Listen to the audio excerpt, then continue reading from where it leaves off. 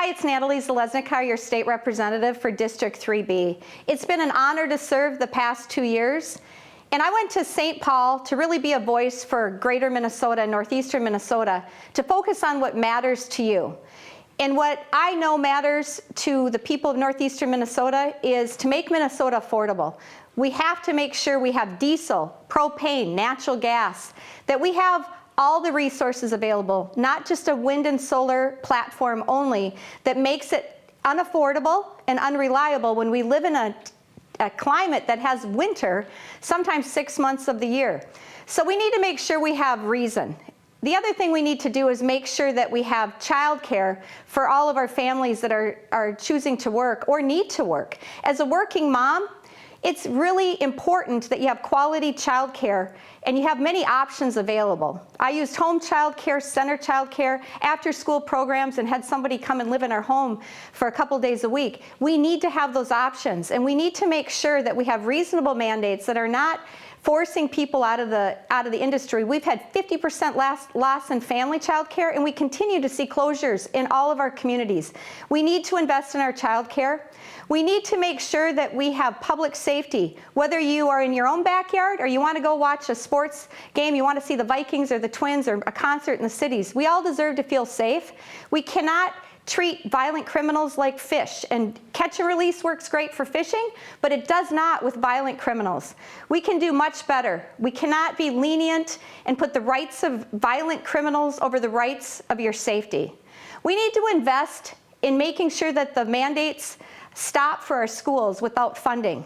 We saw historic investment in education, and yet we have districts with budgets cuts or millions of deficits in all the schools in District 3B. That doesn't make any sense. We need to have reasonable mandates, and we need to have districts have flexibility so that we can thrive. I was happy to be appointed to the Aging Task Force and the EMS Ambulance Task Force. I authored 4 bills. It was a priority to me to get the trades funded for our high schools, and we got a program for an EMT, and we got programs to work with the trade programs so kids have a pathway beyond a 4-year degree. We need to give our kids options to thrive, and so I'm really excited about that. We're working on a regional center of excellence for northeastern Minnesota. I got a center of excellence grant for nursing. We need 500,000 nurses in the state of Minnesota, and we're graduating about 50,000. My background in healthcare is unmatched. I'm probably the only legislator that has ran 24-hour operations, and so when we're voting on really critical bills in assisted living, nursing homes, disability group homes, hospitals, I understand the complexities of 24-hour operations. I worked it. I worked all shifts, and I understand how important it is that we make sure we have systems that are balanced in an approach to make sure we have good outcomes. I never knew who an independent, Republican, or Democrat was when I led teams. It was a common goal to deliver great care for seniors, and I took that same spirit to St. Paul. I think people are tired of politics and politicians, and they want public servants. They want people to go down and represent them.